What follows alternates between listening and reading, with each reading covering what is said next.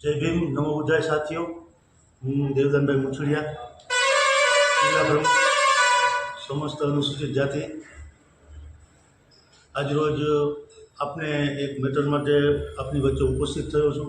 ए पहला बधा जिल्लाना अनुसूचित जातिना समाजना आगेवानो, मित्रों, युवानो, वडीलोने विनंती के आपणा मंथलीना युवान भाई श्री विजयभाई वाणी आपणा सारा कार्यकर्ता हता, એ અવસાન પામ્યા છે। સાથે સાથે આપણા વિસાવદર તાલુકાના ખંભાળિયા ગામના સરપંચ અરવિંદભાઈ મકવાણા ઉપર જે હુમલો થયો હતો એમાં એ પણ મૃત્યુને ભેટ્યા છે। આ બે યુવાનોને આપણે શ્રદ્ધાંજલિ આપીએ છીએ અને આજે બાબા સાહેબ આંબેડકરની 133મી જન્મ જયંતિએ તમામ લોકોને શુભેચ્છા પાઠવી મારા વિડીયોની શરૂઆત કરું છું।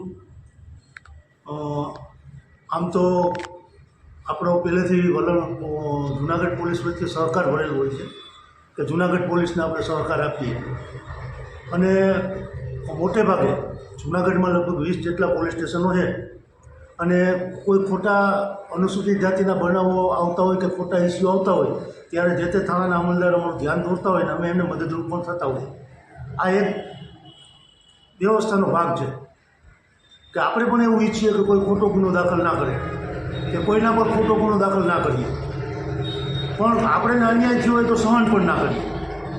આવું જ એક મેટર અમને ધ્યાન ઉપર આવી છે કે મેંદરડાના આપણા દલિત આગેવાન અને તાલુકા પંચાયતના પૂર્વ પ્રમુખ ભાઈ શ્રી દીપકભાઈ મકવાણાનું નામ જે રાજ્યના મહામહિમ ડીજીપી સાહેબ છે વિકાસ સહાય સાહેબ દ્વારા જે 100 કલાકમાં માહિતી આપવાની હતી ગુંડાઓની, દાદાઓની, બુટલેગરોની, ડિસ્ટ્રીબ્યુટરોની, આ માહિતીની અંદર મેંદરડા પોલીસે ટોપ પ્રાયોરિટીમાં ત્રીજું જ નામ દીપકભાઈ મકવાણાનું બતાવ્યું છે।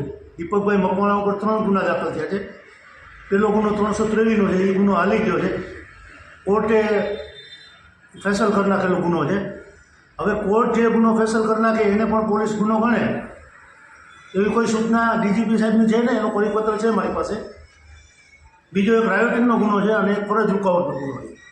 આ બે ગુનામાં કોઈને તમે ગુંડો જાહેર ના કરી શકો, પણ સ્થાનિક પોલીસ છે, સ્થાનિક પોલીસની અંદર જે દીપક પ્રત્યેની ઈર્ષા છે, જે દીપકને પાડી દેવાની ભાવના છે કે દીપકનું ગમે એમ કરીને નુકસાન કરવું છે, દીપકને ગમે એમ કરીને દુઃખી કરવો છે, એના ભાગરૂપે આ જે પ્રોસેસ થઈ રહી છે એ બહુ દુઃખદ છે। હું જિલ્લાના એસપી સાહેબ અને રેન્જ આઈજી સાહેબને વિનંતી કરું છું કે આ કેસનું જરાક ધ્યાનથી જોવામાં આવે અને બીજા 10-10, 15-15 ગુનાઓવાળા લોકોના આ લિસ્ટમાં નામ મેંદરડા પોલીસે મૂક્યા નથી એવી માહિતી પણ મારી પાસે ઉપલબ્ધ છે। એટલે આની તપાસ કોઈ બીજા જિલ્લાના ડીવાયએસપીને સોંપી અને કાર્યવાહી કરવામાં આવે તો આમાં ઘણું બધું બહાર આવે એમ છે। એટલે આ બાબતે જિલ્લાના તમામ આગેવાનોને અને યુવાનોને વિનંતી કરું છું કે આવતી તારીખ 17 અને ગુરુવારે આપણે સવારે 11 કલાકે જિલ્લાના કલેક્ટર અને જિલ્લાના રેન્જ આઈજી અને એસપી સાહેબને મેંદરડા પોલીસની વિરુદ્ધમાં એક આવેદનપત્ર આપવાનું છે। આવતી 17 તારીખે આવેદનપત્ર આપ્યા બાદ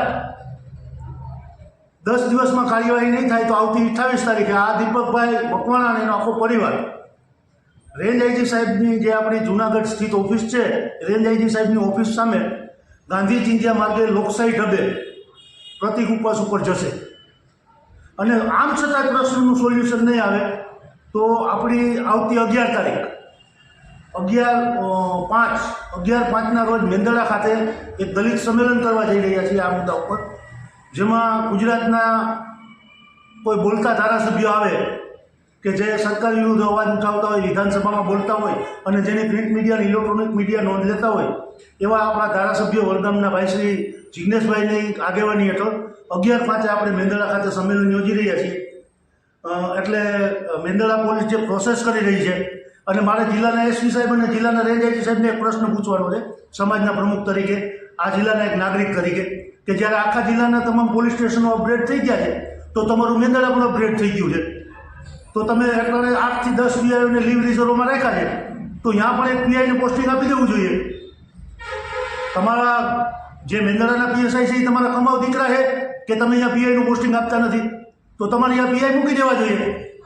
લેવા દેવા વગરના, કારણ વગરના વાદ વિવાદો ઊભા કરે છે, લેવા દેવા વગરના ઇસ્યુ ઊભા કરે છે, એવા વ્યક્તિને તમે આખા તાલુકાની કમાન આપી દો છો તો તમારે અહીંયા રેગ્યુલર પીઆઈ મૂકવા જોઈએ. આ પણ અમારી એક માગણી છે. આ વિડીયોને હું રાજ્યના માનનીય મુખ્યમંત્રી અને ગૃહમંત્રીના એક્સપીટર હેન્ડલ ઉપર પણ મૂકી રહ્યો છું. અને આ વિડીયોને વધુમાં વધુ મિત્રો શેર કરો, લાઇક કરો, સબસ્ક્રાઈબ કરો અને સમાજના દરેક ગ્રુપની અંદર શેર કરો. જય ભીમ, નમો બુદ્ધાય.